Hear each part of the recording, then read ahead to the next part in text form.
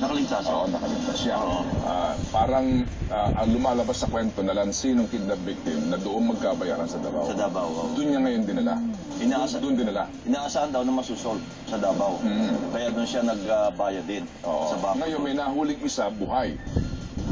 May nahuling buhay. Yun ngayon ang ini-interrogate para malaman kung saan doon nagtatago yung 10 pang kasama. May nakatakas. Kasi 3 sakyan, ano? Puro brand new na Montero. Montero, puro brand new. So ngayon, kaharap ngayon ni Mayor Rodrigo Duterte yung isa suspect. Naku. At siya lagot. Nakikinikit. At yan po mga balitang nakakalap sa aming mas malawak na pagpapatrol. Dapat siguro si Duterte na lang gawin hepe. Nang? PNP. Uy, hindi naman pulis yun. Ha? Judge yun eh. Madali lang naman maging pulis. Gusto mong palitan ng hepe ng PNP? Hindi ko sinabi yun. Sabi ko, Palitan natin. power sharing. Isang perma ko lang dyan. Power sharing. Ano ba yung kilos niya? Isang perma ko lang yan. Hindi ko sinabi yun, ha?